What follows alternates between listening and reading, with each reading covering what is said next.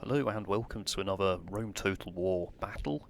So this is a 4v4 siege and it's not on one of the regular maps. This is a custom, I believe it's an Atlantis map, but for the purposes of this I'm going to call it Eastern Island, given the interesting buildings. So on my side there's two Romes, I'll come to those later. Over here you can see there's a lot of Egyptian bowmen though, Egyptian chariot archers as well. Over here though we've got a lot of Egyptian chariots and they're moving towards the Greek player, who is just a line of onagers.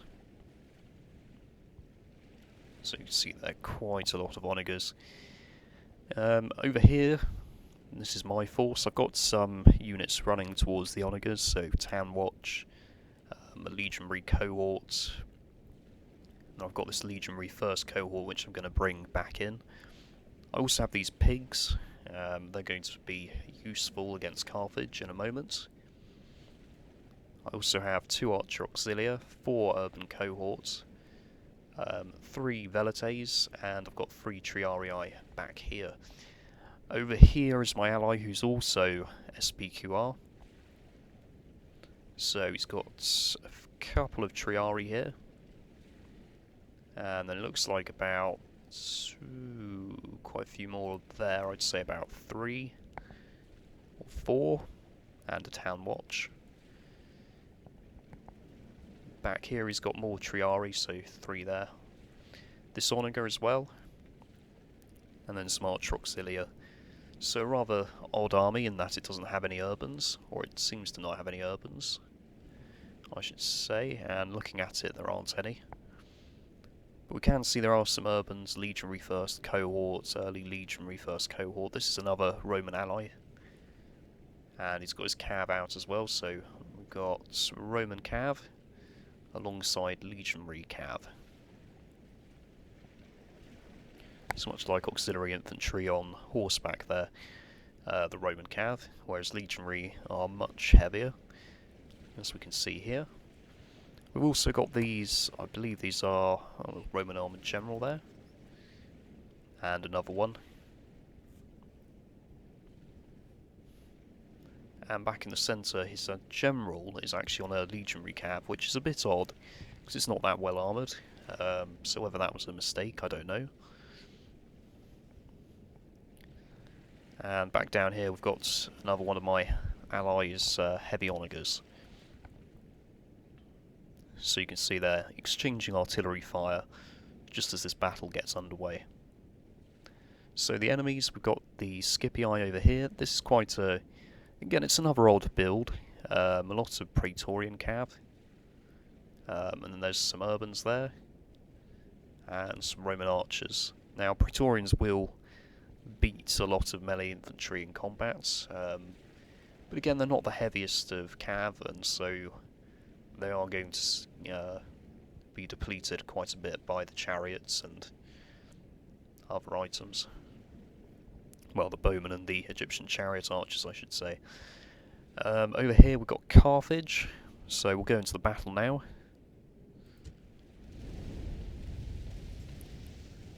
So Carthage have 4 Sacred Band. These are their best spearmen, and they tend not to break till the last man. Then we've got a lot of Iberian infantry, probably I would say a bit too much.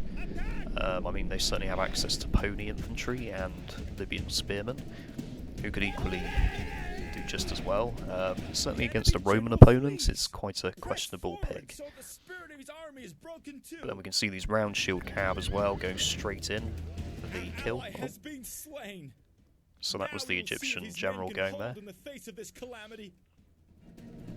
I believe the Greek general actually survives for some time. So here we can see all the Carthaginian infantry coming in. And they are now going to engage hand to hand. So this is just the light infantry, the Iberians, but it's quite a mistake to rush them in straight away, although I believe my opponent was going after my archers that I left out front. And I thought I'd brought them back, but clearly not, it would seem.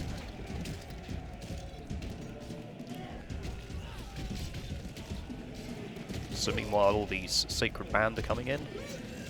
They're going to play a bit more of a role. But over here I brought my pigs around, and I'm just going to go straight for the elephants. So here we go, running into the elephants. And that has actually caused them to run amok. And the Carthaginian player has realised this. He's going to try and chase them down with the armoured bodyguard. Of course, these archers back here, along with the, well, the Velites actually, that would be quite a good target for him. You can see he's decided to destroy his elephants there. So that hasn't quite paid off for him. He could, of course, have brought them round onto the other flank. Meanwhile, the Greek player has been completely demolished. That's just death. So Carthaginian general going there. So Scipii also on the team of Greece. They're attacking, but they're being finished off in quite some fashion, it would seem, by the Egyptian chariots, although they have taken very heavy losses. You can see here a massive cavalry and chariots. Heavy melee chariots can beat cavalry if they keep moving. In the right circumstances, they will win.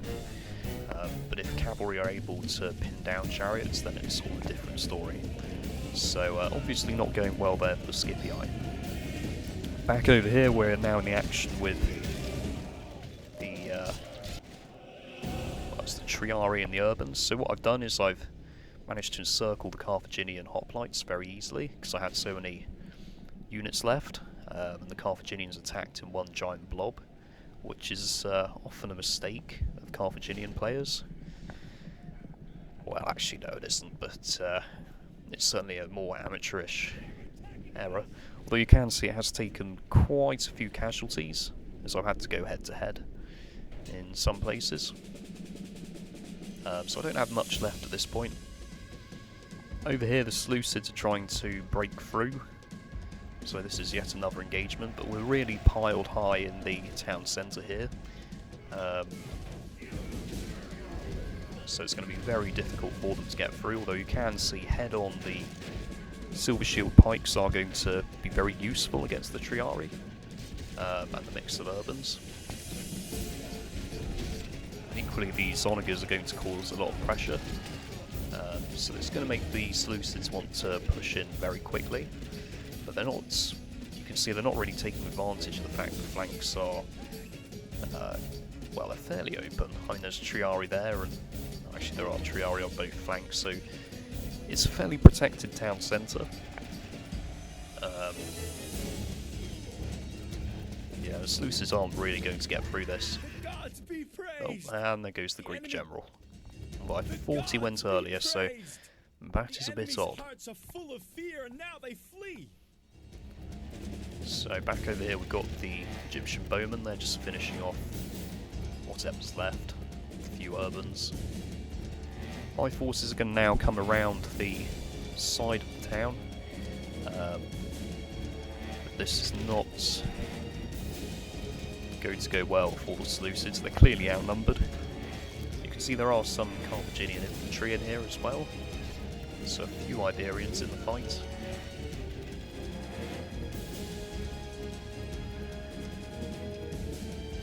Over here, you can see the Roman cav has been absolutely devastated. These cataphracts have done very well, but they are... Oh, and there goes the general. So that's one of our generals down, so two of our generals down now. So cataphracts coming over. I'm just going to check and see if I've got my general, because I should have my general, but I'm not... Yeah, I've still got my general. Yeah, I wasn't sure there for a moment if I'd lost my general earlier. There's so many generals dying, it's hard to know when you've lost your own. So Seleucids here really are up against it. They've got me coming around from this flank, and there's clearly too much for them to try and push through here. and they are struggling going head on. It's actually a wise move by Baron Shornage here to put Triarii on the flanks, because that has meant the Cataphracts can't simply try and charge into the centre, where all these squishy archers and a little bit more Triarii and Town Watch are.